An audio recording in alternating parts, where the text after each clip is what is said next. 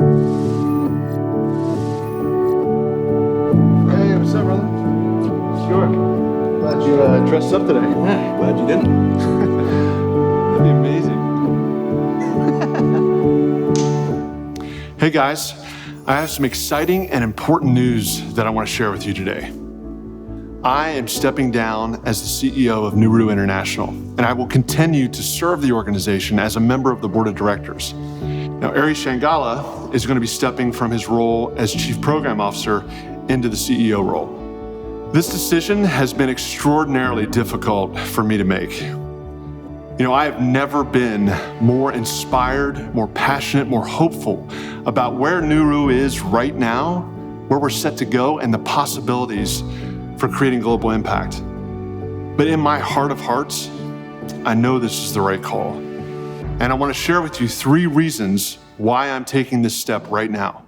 First, I want to ensure that the organization, my team, and the farmers that I have grown to love so much do not suffer from the founder syndrome. You see, the founder syndrome is when a leader starts and builds a successful organization, but then fails to realize that the organization needs new talent, new skills, new capabilities to ensure the continued successful growth. And if that founder does not step aside, then he or she actually limits the progress and slows the potential of the organization.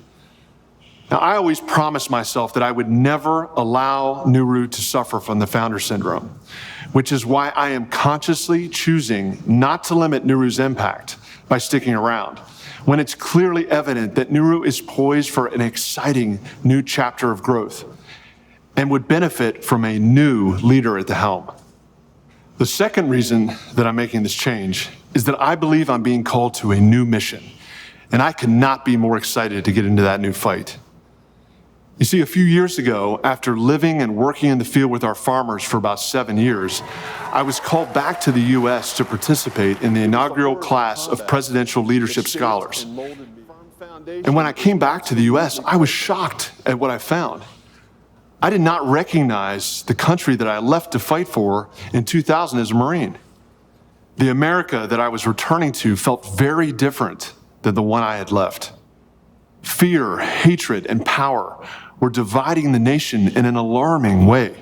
This new mission is to build an organization and a movement that can heal the divide that is tearing our nation apart and deliver on the promise of America as we build a more perfect union.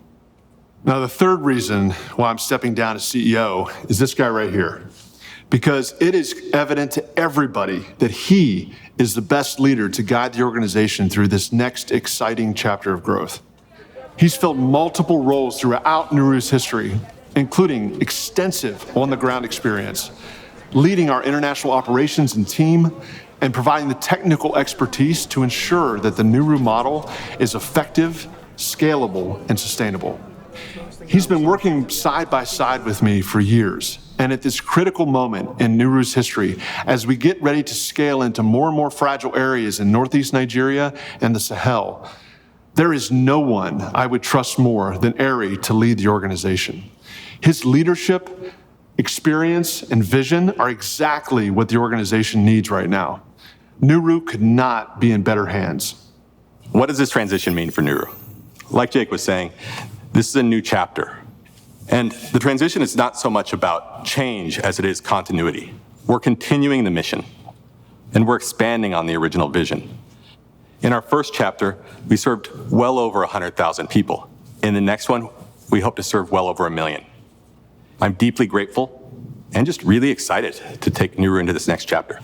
While I've been with Nuru for a long time, a long time, I actually got my passion for this line of work while I was in the Peace Corps. I was a Peace Corps volunteer in northern Burkina Faso about 16 years ago. I lived in a remote rural village on the edge of the Sahel desert with semi-nomadic peoples. It's a region that regularly ranks among the poorest in the world.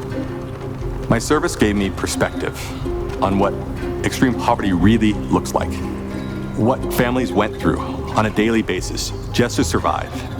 And I'm talking about surviving through locust devastation, through disease, through drought, through famine. It was there that I first saw that extreme poverty wasn't just about having fewer choices or having less options. It was about having no good options. It was about having no-win decisions like, do I take my sick child to the doctor? Or do I feed my family? Do I sell my farmland in a drought year so that I can buy food? Or do I try and wait it out, even though I know that some people might go hungry?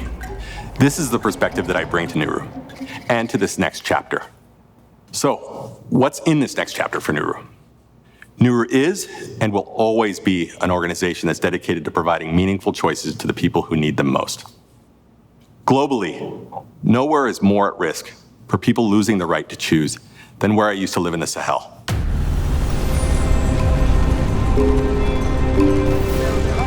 Extremists affiliated with Al-Qaeda, ISIS, and Boko Haram have spread across the region at an alarming rate, and they're working to establish a caliphate and erase any memory of peace. The region is at a crossroads. Without help, it may become the next Afghanistan.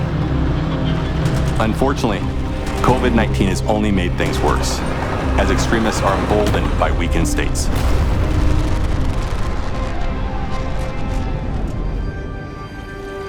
Nuru has spent the past 10 years testing and refining our model in East Africa so that it's ready to deploy in the Sahel. The time is now. Impact is already underway. Our project in northeastern Nigeria is already growing. We are reclaiming ground from extremists together with communities. In the coming years, we're going to be building a resilience corridor to prevent the spread of violent extremist groups across the Sahel and bring lasting, meaningful choices to the people who live there. I've never been more excited about the future of Nuru than I am right now. But it's bittersweet. Jake and I built this together, and we're going to miss him. I'm going to miss him on our day-to-day work. Your mentorship and leadership has been an inspiration to me. You gave us hope. You've inspired us to fight. You've given us a mission worth fighting for. It's an honor to move us forward to this next chapter. Nuru has never been my story. It is our story, all of us, including all of you who believed in this crazy idea that we could actually be a part of ending extreme poverty in remote rural areas for good.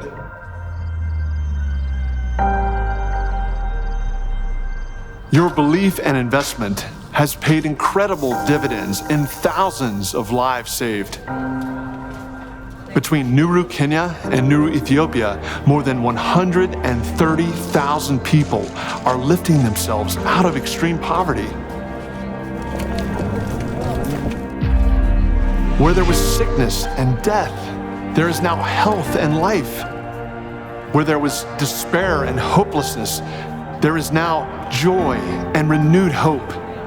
Nuru has broken the chains of generational poverty for tens of thousands of people.